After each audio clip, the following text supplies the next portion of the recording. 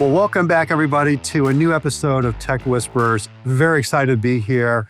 Great topic for you with some really special people. So recently, this got prompted by my good friend, Martha Heller. You all know her, author, prolific writer, founder of the Heller Search organization and the Heller Report. And Martha and I were talking, she goes, thinking about the state of AI, the state of enterprise technology, she goes, too many organizations are stuck in the messy middle of this whole AI journey. Let's help them get unstuck. And I thought, you know what, Martha, game on. Let's figure this out. So today's episode and some writings that I'm going to be doing on the Heller Report are going to get at that. And to do that, I knew who to call. And it was two people. You could call them unicorns. And as you know, unicorns are something that is highly desirable, but difficult to find or obtain. And so my guest today would be in that unicorn category. So first off, I want to welcome Dr. Lisa Palmer, good friend, known you for a long time. You've been on Tech Whispers before, so kind of unusual. I don't usually have people back a second time, but this was perfect, right down your alley. So tell us about your unique background, your experiences, those things that gave you a unique lens that brought you here today. I do have a little bit of a different background. I like to think that I have a 360-degree perspective that's been formed throughout my career. And the first lens is how I think of it is IT practitioner. I started my career in IT and I worked all across IT, including a culminating role as a chief information officer for a financial services organization. And then kind of the next lens is I got on the other side of the table and went to work for vendors, Microsoft, Teradata, Splunk, and really understood what it was like to be on their side of the negotiations. And then next, I moved into research and advisory working with Gartner and held responsibility for around 900 executives that were using Gartner's research to decide what they were going to do from a digital strategy perspective for their businesses. And then most recently, I decided that AI was finally going to have its moment in the sun, and I wanted to be there when it did. And I went back and got my doctorate in applied artificial intelligence, and I studied 46 enterprises who had been successful with artificial intelligence and what made them succeed or stumble along the path. And as a result of that, launched my own advising and consulting business almost 4 years ago now, and have also moved into building out an agentic AI startup along the way. Yeah, this one doesn't sleep. I'm just convinced of that through all of our collaborations. But welcome, glad you're here. And I'm so excited for you and Ash Rangan to have some fun together today. And Ash, we've been wanting to do this for a long time. I remember sitting in Orange County at dinner and talking about this long ago. Your book was a vision. It's now a reality.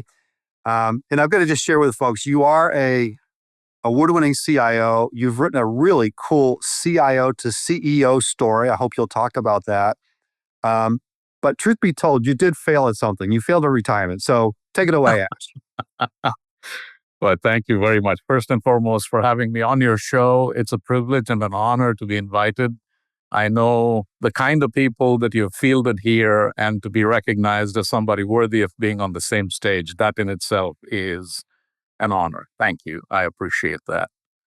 As we talked, Dan, I'm a non-traditional IT guy. I didn't train to become an IT person. I'm a mechanical engineer and an industrial engineer. That's my training with a management degree behind me. So for me, technology was always a tool. It was something that needed to be wielded properly in the right hands at the right time. So I look back on a very satisfying career of close to 40 years. In fact, 40 years to the day, from the day I started to the day I decided to retire, spectacularly unsuccessfully, as you put it. During that time, the primary role that I've seen myself play is that of a change agent using technology as the enablement tool. I've had the privilege of working for startups and for companies that became Fortune 500 companies from startups. That was my first at-bat in the United States, where a startup called AST Computer, started in a garage in Orange County, became a Fortune 500 company, and got transacted to Samsung Electronics. I followed that up by becoming CIO for Rockwell International when it was a Fortune 30 company. That then took me to the Fortune number one company, Walmart, to start what eventually became Walmart.com. So took a startup and took it to $1 billion in profitability and launched Walmart.com in the process. Then I went over to the Bank of America as a tech exec and helped them to launch the BFA app on the iPhone platform when people didn't know what an app was, leave alone what an iPhone was. So I had the happy coincidence of being on the West Coast and having an opportunity to help them on the East Coast. So I did the bi-coastal thing for about 2.5 years. Did another startup after that and got that transacted to TransUnion eventually. And for the last 10 years, as you said, I worked as the head of technology and innovation for ICANN, which is the Internet Corporation for Assigned Names and Numbers, responsible for every IP address and domain name under the sun. So spread the gospel of the Internet and took the Internet user count from about 2.5 billion to 5.5 billion over a 10-year period. Then I tried to retire and one of the companies that I was consulting with is a company called DoubleCheck. DoubleCheck is a 10-year-old company serving credit unions and banks with cash management solutions. And their board listened to what I had to say about the company and the possibilities. And at the end of the presentation, invited me to take a walk around the block and come back with a cup of coffee in my hand. When I did, to my surprise, actually astonishment, they said, "Would you care to come and serve as our CEO?" And here I am. I'm living the dream. Well, for both of you, this comes out of the banner of you just can't make that up, right? Those career journeys are just pretty special, and that's great. Well, I want to talk more about your backgrounds as we go through here. But Ash, I'd love to have you kind of kick us off with framing the conversation. Does Martha's reference to the messy middle, does that resonate with you, and maybe help us frame this chat? I think it resonates very loudly with me. There's a lot of confusion in the marketplace by virtue of the long gestation that AI has had. And I think Lisa briefly mentioned that, saying, there have been success stories already. It's not like success has started happening after ChatGPT came out in the marketplace. So if we look back in history, we had the ability to look at historic data and spot patterns. It started to look like analytics, but analytics only looked at the current, whereas AI had the ability to look at second and third order hidden patterns and surface them for consideration to decision makers. So I look at that as analytical AI. Then over the last 15 years, we've forgotten how to read maps because we've had this amazing thing called a GPS, which is one of the most widely spread predictive AI machines in the world in consumer hands. We don't realize that its ability to tell us when we will reach our destination based on whatever pattern we choose to take from a road's perspective is actually predictive. It knows patterns, it knows what's currently happening, it marries all of that together. Oftentimes, when you're driving, it'll say, "There's a cop 2 miles ahead. Is he still there?" And you press yes or no, and that's being used as intelligence to further predict for the person behind you whether or not they're going to reach their destination or whether there's going to be rubbernecking before they get there. So we forget that that's the second generation. The generative AI generation is only the third iteration of what is AI. And now with agentic AI built on generative AI foundations, we're seeing the fourth generation. So I think just alleviating the confusion before a conversation about AI gets started will be helpful in level setting the stage. Now, I know about a month or so back, MIT released a report saying that 95% of AI initiatives are sort of stuck in neutral with a lot of gasoline being poured. The problem, as I see it, is yes, indeed, a lot of people are stuck in neutral, not because of lack of effort, but because of an approach that is thought through sensibly, grounding the reality of the art of the possible with a framework of governance that says, here's our strategy, here's our risk appetite, here's our ability to make investments, and here are the choices that then can be framed using them as boundary conditions so that we actually can see progress. And most importantly, defining what good enough looks like and what success looks like ahead of time, instead of saying, let's jump in and figure it out. Well, that's like saying, I don't know how to swim, but let me jump into the deep end of the pool and I'll figure it out. That's not a good success story there. It's got all Yeah, kinds of disaster written on it. bad strategy. Lisa, what do you think? What's your take on this messy middle? And Yeah. the stakes are pretty high. You're out there working with a lot of companies, boards, C-suites. What are you seeing? And what happens if you don't get this right? The stakes are extremely high. And Ash mentioned the recent stat, the 95% of AI efforts are failing to meet business expectations, are failing to create business outcomes. And a lot of that is because I'll build on the GPS analogy. If you don't know where you're going, if you get in the car and go somewhere, you'll end up somewhere. But if you don't decide that you want to go to New York, you may end up in LA. So it's very important that we have process and we have governance and we have that metric around what is it that we're trying to achieve at the end. I'll give you an example. I have a client that has 5 pilots that have been active for 18 months. They're still in pilot. And this is a financial services organization. They have an HR pilot. They've got a supply chain pilot. I think, and 3 more, and they've just gone on and on and on. They can't seem to get out of pilot stage because they really didn't have a plan or the governance around it to move them through that into scale. Particularly for those organizations that are at least large or even supersized, the scaling component. This is a serious problem. People are stuck in this pilot mode, and they haven't taken into consideration things like security at scale or customer impact at scale or employee impact at scale. So we need to have a plan and adoption. I call it bold AI leadership in my book, that takes you specifically through an AI adoption rigor. It doesn't have to be heavy rigor. It can be light, but you need a plan and you need governance and you need a path to follow to get yourself out of the messy middle and onto the scalable business value creating side. So helpful. You mentioned your book, and I want to thank you both for doing our profession a great service. And having published several books, I know the blood, sweat, and tears, the hours, the editing, the re-editing, the painful process. So thank you for both of you for gutting that out. And Lisa, for me, one of the most difficult parts of a book was the title. And tell us about the title of your book and why is that perfect, and just kind of help shape it. I want everyone to get your and Ash's books because they're phenomenal. Okay, but just tell us about that.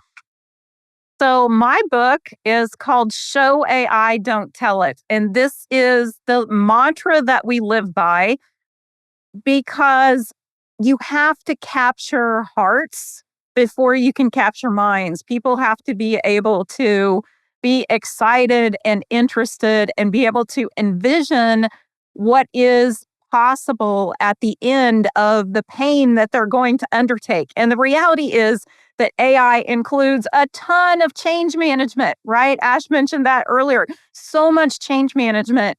So that comes with pain. The only way that you can get people to embrace that pain along the path is for them to buy into the vision of where you're going. And so in order to get to the title, it ended up in this big circular conversation around what is our key mantra? What do we do to drive adoption? We literally create prototypes.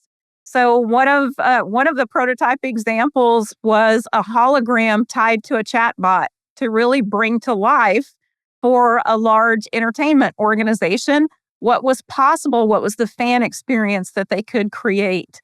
And so we did that all from a prototyping perspective. And that's the kind of examples that we use to drive investment behind these core changes that can bring massive financial benefit to organizations. Yeah, so good. And I get asked to be to support a number of books in different ways, and I just want to share in full transparency. I had the honor of writing your foreword, and so You thank you for did. that. And it's really an honor to be part of this work that I think is going to be helping zillions of people. So thank you. It was my privilege to have you do that for us, Dan. And it's so important. I put the blood, sweat, and tears into creating this book because there's only so much of my team to go around. And I wanted to be able to get this information into more leaders' hands to empower more people to really be successful in leveraging AI to drive their businesses forward. And it seemed like a book was the best way to do that at scale. Ash, I wish you did not get a CEO job at the same time your book came out, because I could have booked you in about 50 speaking gigs around the world, because everyone is struggling with this whole idea of governance, AI. And I tell people, maybe you tell me if I'm wrong, but I say this is the Bible for AI governance. So tell us about your book title and a little bit about your book. Well, it's our book. Dean Used is a retired managing partner with PricewaterhouseCoopers, and he's a thought leader in the application of technologies, particularly as it relates to the boardroom, and comes with a deep and rich history. He and I have been collaborators in Orange County in the director's circle for a decade or more now. We both served together on the corporate directors roundtable of Orange County, and now I'm part of the board of the National Association for Corporate Directors in the Pacific Southwest. He's been a member of that for many years. So we are in the governance circles. And as he and I were talking with many of our colleagues who also serve on multiple boards like we do, we started to see a startling gap between their understanding of generative AI and the reality of generative AI. I think there was so much noise when OpenAI came out with their ChatGPT that it drowned out the real message. In many ways, the first iteration of ChatGPT was a great parlor trick because it predicted the next token, is really what it did. And it enabled you to interact with this machine using natural language. So the parlor trick was suddenly you could be a magician and see the result of your own magic without having to rely upon a white-coated magician called an IT professional to make something happen with a machine. And I think it captured the imagination of the people that were interacting with a machine, not really understanding the latent potential and certainly not anticipating what we now are seeing as the fourth wave with agentic AI.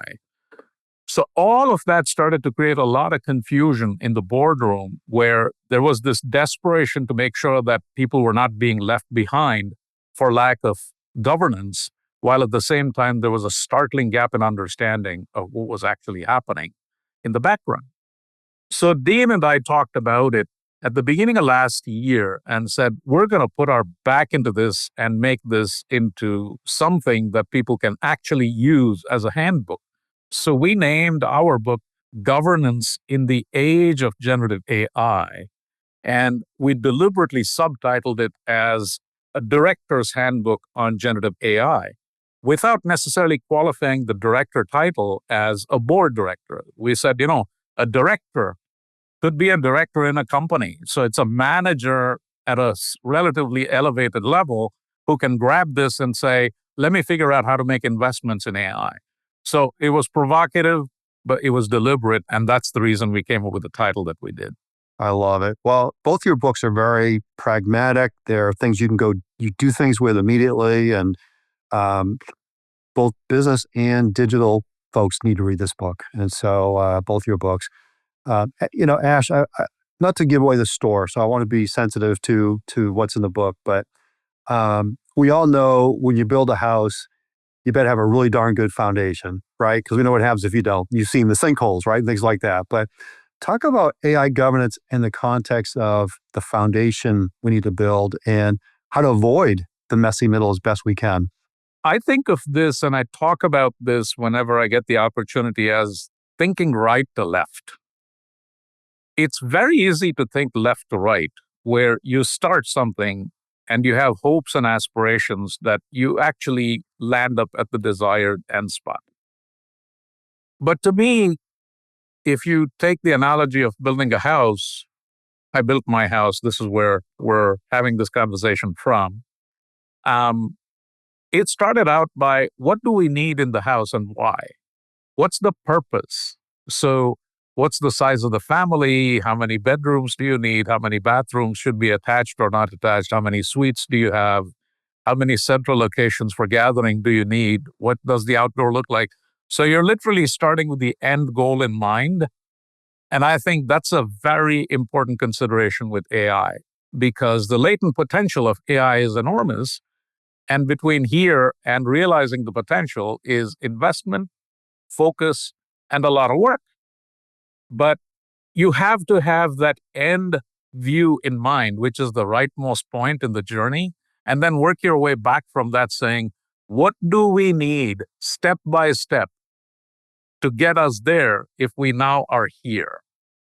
And I don't think that there is magic here because beyond the magic of the technology, the magic of the process is something that we've canned for decades now in IT, where we've said it's a combination of people, process, and technology. I think if we take the technology piece out and put it aside, saying that's going to be AI, whether it's looking backward AI, predictive AI, generative AI, agentic AI, whatever it is, that's that form of AI, if you will. Then it leaves us with the dyad of people and processes. And people, I love change as long as it doesn't impact me. Exactly. So this is change management at scale because it's going to fundamentally impact what you're doing. And we have to think about who are all the stakeholders and what change do they aspire to, and who are all the impacted and what changes will they have to endure. And how do we make it so that they feel that they are a part of the journey, if not part of the process of plotting the journey itself. Processes will change if you're successful with AI, but you have to map out the processes and say, what will change and what's in it for me? The what's in it for me question has to be answered at a very granular level. And that's laborious, it's painstaking, and it's tedious. But that's the ticket to success. Without that, you're not going to succeed. You'll be muddling in the middle saying, here's technology and showcasing the technology and not getting the impact that you're looking for. So we took that perspective and said, let's lay the foundations out.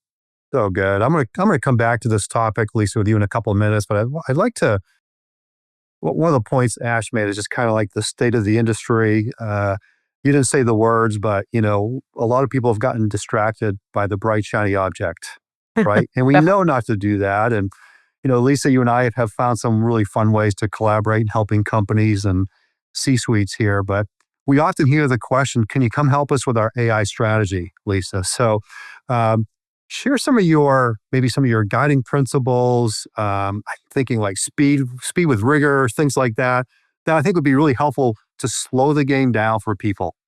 So first rule, no toy AI. No toy AI. Just because it's shiny doesn't mean we should do it, right? So we have a core tenet at Dr. Lisa AI that we call speed with rigor. And that means that you need to have guardrails and governance to be able to go fast. It's not intended, governance isn't intended to slow us or to put barriers in place. It's intended to give you the foundation for you to become, to do those rocket types of activities. And so, one of the examples that I like to give is that I have a healthcare client that prior to us working together, they actually had used generative AI to create discharge instructions for patients following surgery. This is a perfect example of what should never happen. Uh, I I was struggling to have a poker face as the story was being recounted to me. This is a perfect example of an inappropriate use of that particular kind of artificial intelligence, right? So, if we had the right rigor in place, the right governance in place, then they would have known that that wasn't a safe or wise place to apply that particular kind of artificial intelligence. So, that's it's a cautionary tale, and they actually got we were able to help them put guidance in place really quickly, so that that was never actually used with their patients. Just to be clear, but it was very close to that happening because they also didn't have the governance structures in place from a business engagement perspective. Technology was leading, and that was clearly an area where their business expertise, their clinical expertise should have been leading that decision making. So it was a layered governance challenge for them that is typical in complex organizations. I loved what Lisa said there. I think speed with rigor is the right way to think about things. I often I'm a Star Trek geek. And when I think of Star Trek, Captain Kirk doesn't tell Scotty, go figure out where we're going. He figures it out first and tells Scotty, get me there. Scotty is the head of technology. Scotty may have an opinion about how fast they should get there and whether they should go there or not. That's part of his voice, but the exploration is the charter of the CEO, and Kirk is the CEO of Star Trek.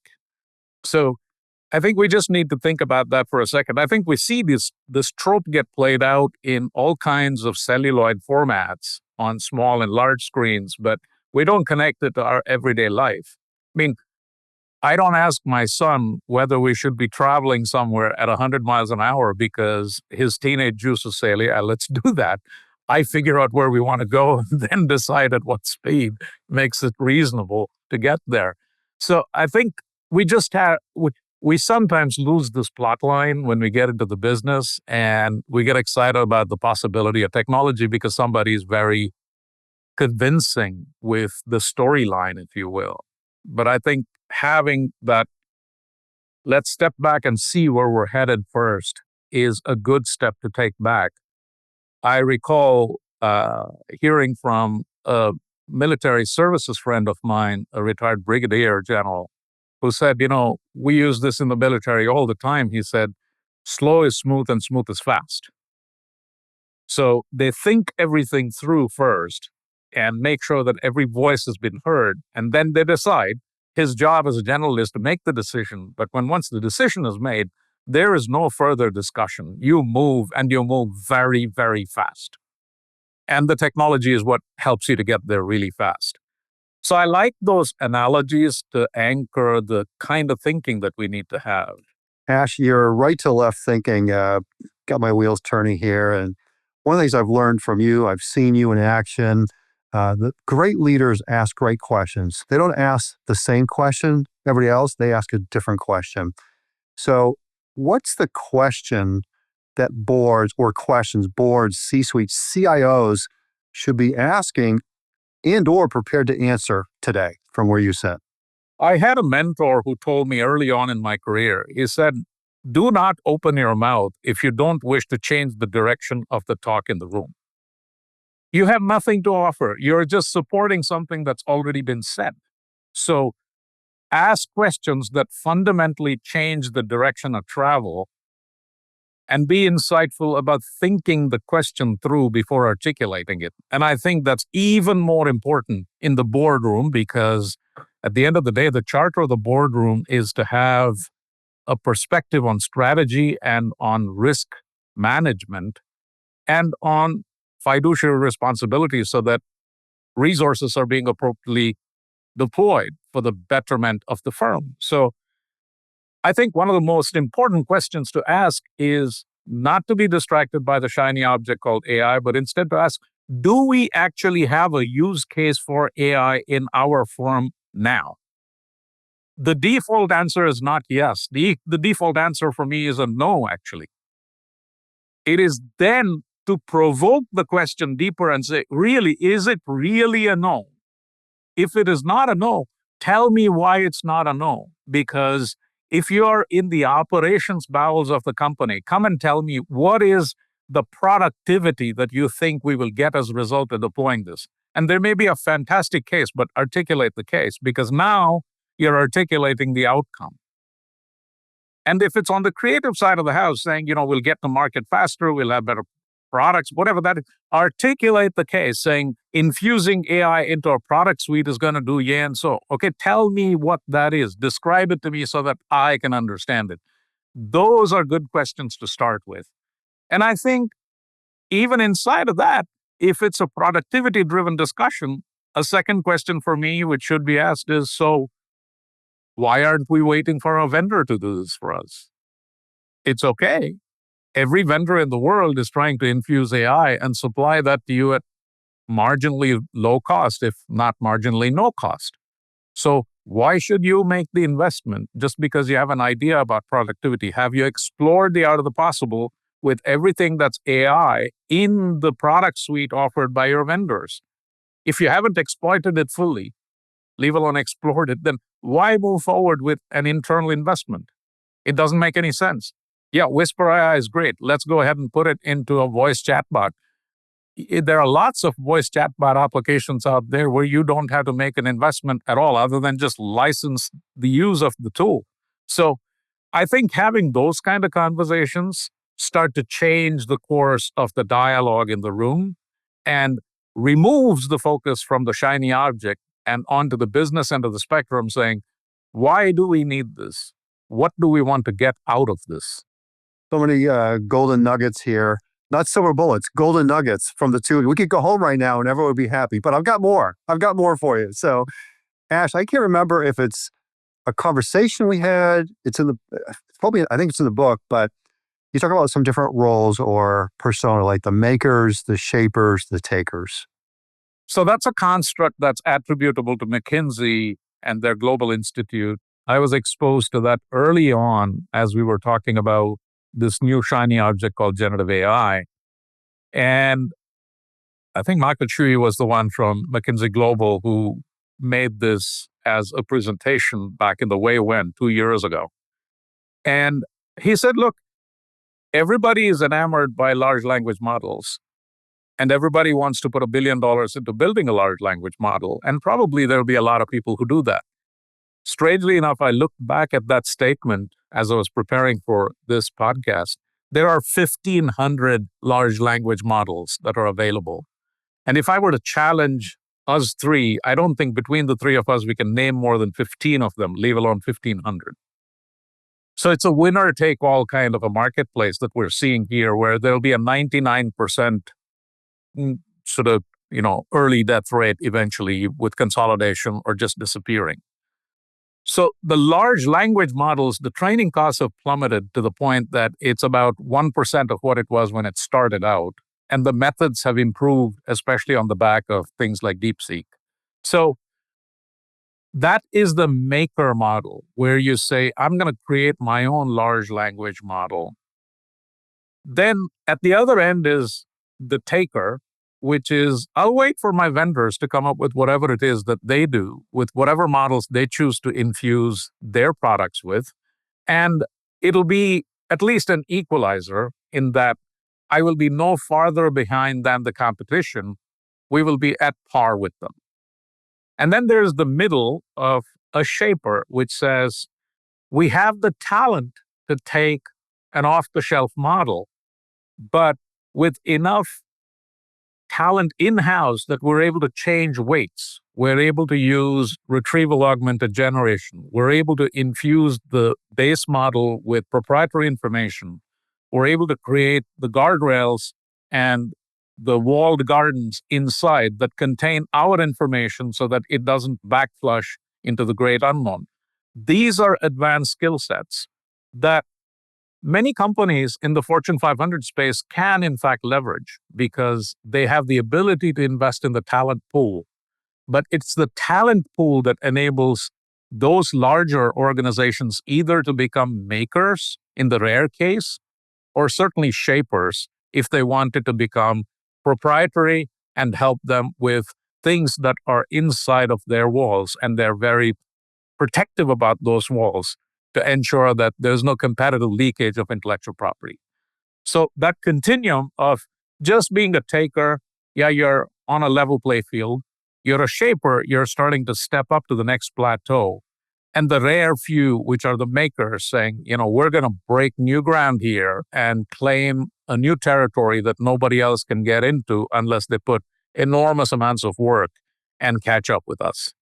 Amazing. Lisa, feel free to jump on any of that. And I did want to come back, Lisa, to the whole, because it's just so core to your writing, your teachings, your book, the whole notion of change, like this change adoption challenge. Kyndryl global study recently came out and highlighted the AI pace setters. It was fascinating. And the ones who were leading the way, it was not about technology. It was about their change management strategy. It was about employee trust, skill gaps. So Lisa, put on your practitioner hat, your research hat, your Dr. Lisa hat, kind of unpack these things for us. Well, I think that I love what Ash was sharing about that continuum, because what I see happening in clients, irrespective of industry and largely irrespective of size of organization, is that as a core to their success, they have to decide what their appetite is for risk. And then they have to decide what is actually riskier. What I mean by that is that often I will have organizations tell me, and Dan, you and I experienced this, where we had a client articulate, when I asked, on a scale of 1 to 10, where are you comfortable from a risk perspective? 0 being none, 10 being top. And that indication was it would be a 9 on that scale. And then as we have engaged with their culture more deeply, my personal assessment of their actual risk appetite is closer to a 2 to a 3. So that awareness of where you're at on that scale and what does it really translate into from an actions perspective, we at the board level and at the executive level, we've got to get very clear with ourselves about where we want to lie on that continuum. And part of the risk that you're going to be taking on is that your competitors are going to choose a different path than you do. And you have to consider that in your risk appetite. So you may have to force yourself from a change management perspective to embrace more risk and more change than you would like to, because your competition is making it very clear that they're already doing that and they may already be ahead of you on that journey. So making sure that you're looking at the macroeconomic environment that you're working in and getting very real about where you want to sit on that risk continuum is absolutely critical to success. Self-awareness is a pretty powerful thing on an individual and a company level, isn't it? You've seen that. Well, and it's different. I think that artificial intelligence brings some new elements from a risk mitigation perspective to the table that we haven't necessarily lived through before, and certainly not in exactly the way that risk is being presented today. So the risk of taking on unknown technology that we don't necessarily understand as well, that risk can feel very high to people. And so But the reality is the risk of losing ground in the market is significantly higher than embracing a technology you're uncomfortable with. So we have to put risk in the lens of perspective of the totality of the environment that we're trying to operate inside of. Really good. Yeah. Lisa, in your book, it's a good time to talk about this, but the notion of visual dartboarding. I have been using visual dartboarding as a technique for over 20 years. As Ash mentioned, when you work in the technology field, we do a lot of change management. And one of the core tools that I've used to do this over time is to create a visual representation of whatever change it is that we're introducing into the organization. And the key to this is that you can't get emotionally connected to your draft. You have to create a draft and you have to put it out into the world with the expectation that as you're onboarding people that we're all building this together. So they're going to break out their red pens and scratch all over it and say, no, I don't like your way of doing it. I want to do it this way. And that is massive success. The more that people take ownership of that visualization and start to co-create that together, now we're building a solution that people are already adopting in their hearts because they're taking that ownership of it on themselves. So I love using visual dartboarding as a technique. When you're the author of it, you can't get too attached to it because the secret sauce is letting people chop it up. So good. There's a couple of topics I'd like to kind of change up a little bit, do kind of lightning round format, like just kind of shorter, crisper answers, because I want to make sure we at least go there a little bit.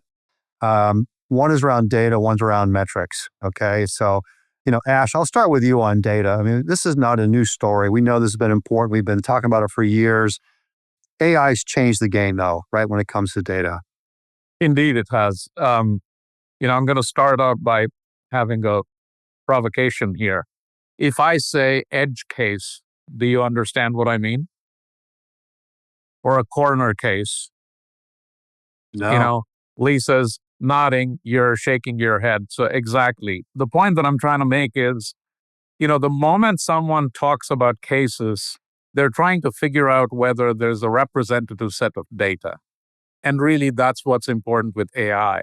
AI doesn't know anything. So in many ways, I feel like the label of artificial intelligence is serving us poorly.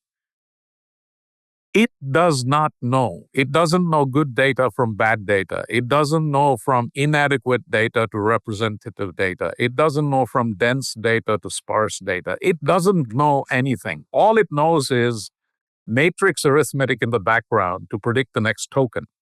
That really is what AI is all about, this generation of AI. So it doesn't know the formality. It doesn't know privacy-oriented data. If you say PII, it doesn't know PII unless you put a label on it and say this is PII. It just doesn't know. It doesn't know good from bad.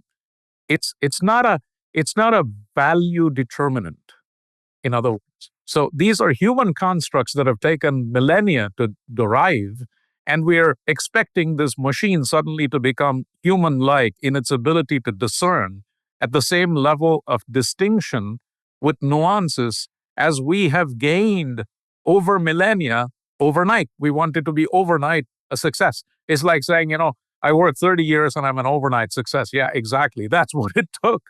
So we need to help this new machinery of ours gain that level of trust by infusing it with good data over a period of time and not expect miracles. The result of expecting miracles is that it'll stumble, and every time it does, it erodes trust in the machine. The problem is not the machine. The problem is we haven't taken the time to give it enough data with enough distinction that it's able to do the work that it's supposed to. So I think data hygiene is critical to AI success. But Lisa, the economist told us years ago, data is the new oil, and Yeah. maybe talk about that, and also something I've heard you talk about, which is the concept of data-rich, AI poor. that whole trap?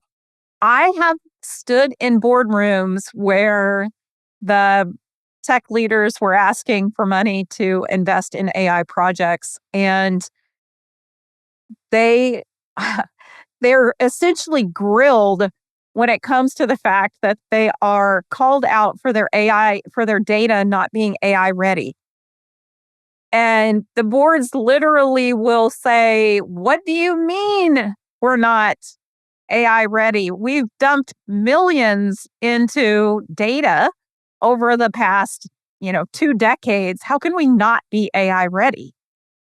And that is, it's a really uncomfortable answer for our tech leaders to have to address. It is, this is a different situation. We're also seeing completely new data architectures come onto the scene to support what is happening with artificial intelligence so that we can very quickly start to see business metric impact from AI projects. So many of the AI projects that stumble because of data and data readiness. I don't actually love that data is the new oil description because data is reusable and oil, you know, One and done. Yeah. one and done, right? So I think that it's really important from a data perspective to make sure that we don't try to boil the ocean. I think that it's really important that we consider new architectural solutions. Transitory data is becoming more and more common for AI usage versus what many think of as traditional data warehousing. There are just new ways of problem solving from a data lens. And I want to encourage everyone to get outside of your comfort level, your box, with the solutions that you're thinking of as far as making sure that your data is AI ready. There are new ways of doing this and new ways of thinking. Yeah, I want to kind of pick up on that.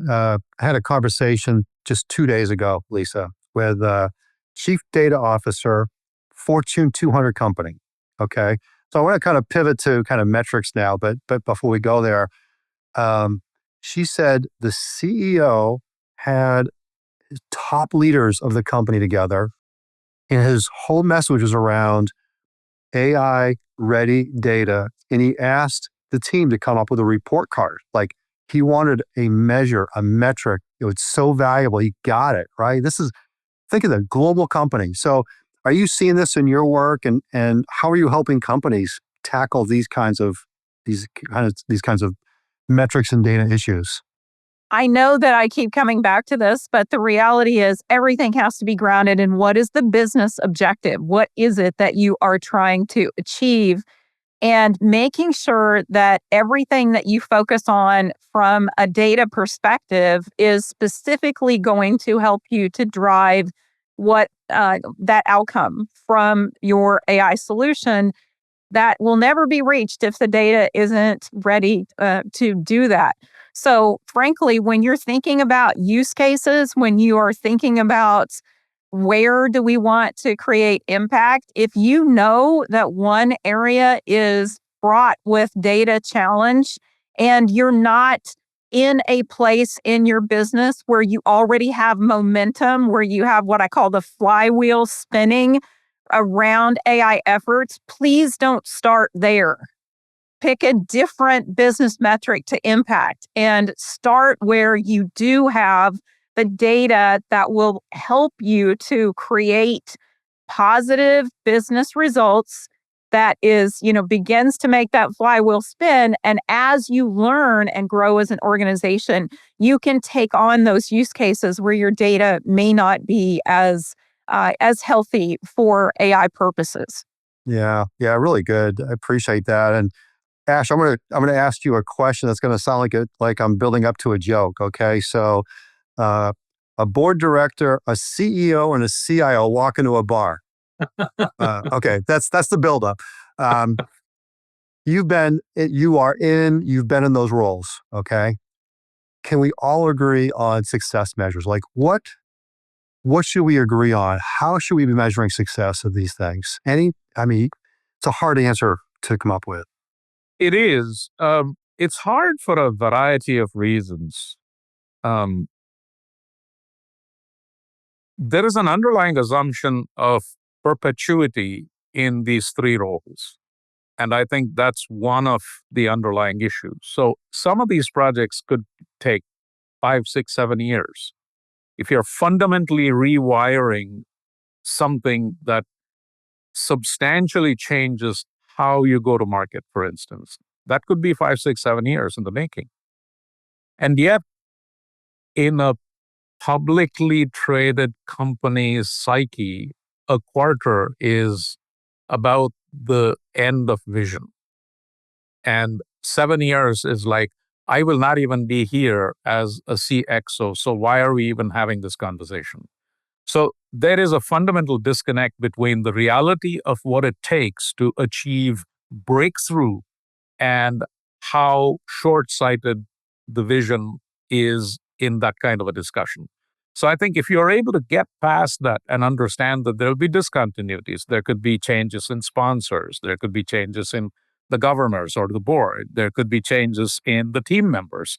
If you get past those kind of issues, it still comes back to the original question of what's the business benefit, the return on investment, and what's the unit cost of deployment?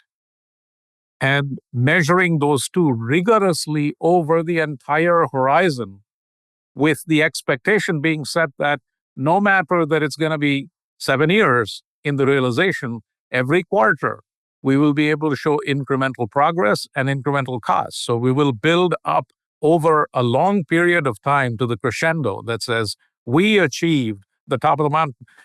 It's like climbing a mountain, really, because you can't say I'm going to be Superman and jump to the top of the mountain. You've got to take it one step at a time like everybody else and pace yourself so that you're not wasting your resources and energies, while at the same time not losing sight of the end objective of getting to the top of the mountain. So I think there is rigor there, and that thoughtfulness and discipline has to be there in that discussion in the bar. God forbid that you're on liquor by the time you get to the discussion. Exactly.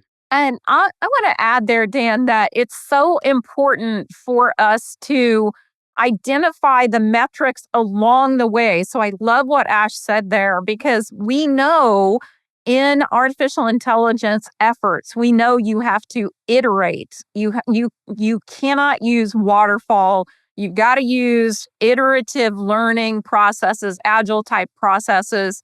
And you're going to have different measures along the way where you can continually show growth and improvement, with the ultimate metric maybe isn't impacted until you're 4, 5, 6 iterations in, but you're all moving towards that metric being the one that's impacted.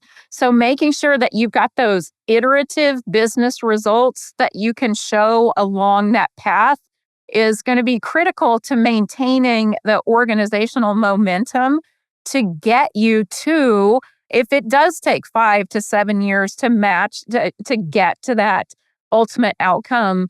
But you've been able to keep them on track along that path. Love that, Ash.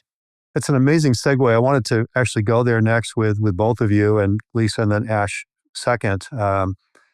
Sustaining, right? We're still in the first inning of this whole journey, right? So I want to temper it with that.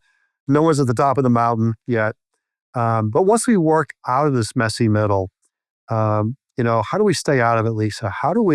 What's your framework? What's your guidance to help people continue to sustain that momentum? Because the worst thing can happen, and Ash, I want you to tackle this, is the whole backslide problem. So I see this happening in 4 stages. We start out with foundation, and we have to set all these things that we've been talking about to make sure that we get started in a really productive and healthy way. Then we move into execution, what I call execution momentum. And that's where you do start to see these pilots making progress and prototypes making progress. And then we've got to hit scale. We've got to move those things out of the messy middle and into scale. And then what happens once you do that really well, if you are capturing lessons learned and feeding the lessons learned back into your environment, then you move into what I call innovation momentum, where items that you learn from in the scale process actually give you ideas for more things that can be improved. And that becomes the innovation momentum. So, if as long as you move through those stages, you systematically move through those stages and you're capturing the lessons learned, embedding them in the way that you think and operate and move forward, then you actually get to a place where your daily efforts are feeding your innovation momentum. And now the flywheel is fully spinning to keep you from falling backwards. Ash, it's kind of heartbreaking. We've seen this before in our careers. You build all this momentum, and then something happens. There's backsliding, right? It takes so much energy and fuel to get a plane to cruising altitude. You want to keep it there. But any lessons learned, Ash? Any advice you'd give on how to fight the backslide challenge? This is not about strategy. This is about culture for me, the backsliding. And it's cultural because the most successful companies are the embodiment of a culture of permissionless innovation, where people are not seeking permission to innovate, but instead are trying different things. Some things spark and they catch, some things don't, and they naturally backslide. But the culture of the company should be one of encouraging that level of experimentation, thoughtfully capturing those that are actually starting to gain traction. Because going back to the change management example, institutional change is less of a top-down and much more of a bottom-up process. And where there is natural bottom-up momentum, if you're able to bottle that and somehow foster that, then it takes on a life of its own. The enablement technology follows naturally. So one of the companies that I did a little bit of consulting with before I started my CEO gig, they had a central repository of all AI initiatives where people were encouraged to register the AI initiative, no matter what tool set was being used, formalized or otherwise. The goal there was to highlight which ones were gaining traction by reviewing that central repository regularly, with the thought that if something is naturally gaining a lot of traction, that's the path of least resistance. I remember the chief information officer there telling me, this is a perfect case of Occam's razor because, the simplest path is the most straightforward path. Because if 90% of the people are already using something, why am I going to stop it? I'm just going to say, let's do that and get the next 10% and let's get it over the finish line. I love that analogy. And I think that's a powerful way of looking at things where you don't stop the top down, but you don't prevent the bottom up either. But instead, having both of them occur where the top down is formal, the bottom up is much more informal, you're capturing the entire art of the possible. And through that, you're preventing backslide because each time there is a success, you highlight the success, no matter whether it was top down or bottom up, and celebrate the success. Now, people are saying, hey, it's okay to experiment. It's okay to participate. But one of the most important things he told me is we celebrate failures. I said, I love you, man, because celebrating failure says you learned something. And now you can say, we're not going to fail in that mode. Maybe we fail in some other mode, but we learned our lesson. We're not going to fail in that mode again. Brilliant. Yeah, was it you who said culture eats strategy for breakfast? Was that what? Can I quote you on that? You can quote me. Well, we're putting kind of coming to an end here. I'd like to put a big bow on this with both of you. I have you go first, Dr. Lisa. But what's a tangible? Go back to your book, Show AI, Don't Tell It. What's one impactful thing someone could do tomorrow? Like today, it's Whispers Wednesday. Tomorrow's Thursday. Any advice? Show, not tell. If you're trying to drive AI adoption, get hands-on, get your teams hands-on. I recently wrote a blog post. I love sports, and I've read a blog post saying that you can't sit in the press box. You can't be a leader from the press box watching what's happening on the field with AI. You've got to get hands-on with it, because it's going to, when you get hands-on, you're going to experience it yourself and the power of change that can be driven with it. And there is nothing that will change the way you think and lead more than you having that experience yourself. So get hands-on with, just pick one tool, doesn't matter what it is, get hands-on, try it. Have your own moment of experience of the art of the possible. And then have your teams using any kind of visualizations that you can, whether it's prototypes or maybe it's a dashboard. It can be as as simple or as complex as you like. But you've got to come up with visual tools to get people to rally around the art of the possible. That helps to move people forward more quickly than any other tool that we've come across. Incredible. So Ash, with that note, hands-on makes a lot of sense. Different for boardroom, right? Boardroom, you're supposed to be nose in, hands out. So what do you recommend our board directors do in their next meeting? We tell them not to be fearful and instead focus on the human side of AI, the impact of AI. There's such a lot of fear-mongering with AI going on right now, all the way to the extinction of the human species itself. I think that drowns out the possibilities in the short to medium term. Long term, who knows? Maybe it will wipe us all out, and maybe the Terminator moment is a matter of time. I don't know. Nobody else knows.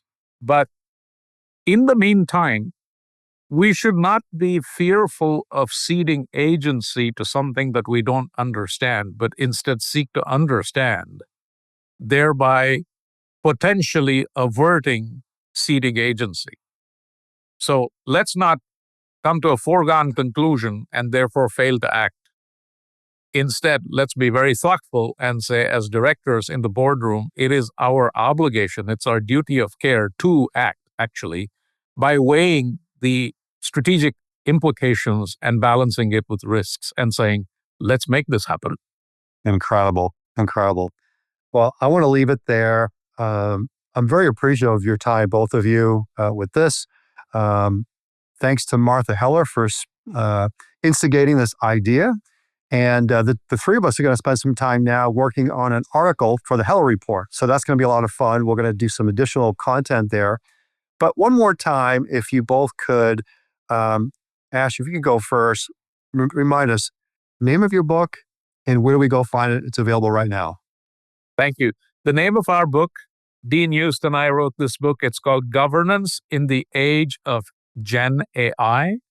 It's available online in both digital and physical formats from Amazon, from Barnes & Noble, both.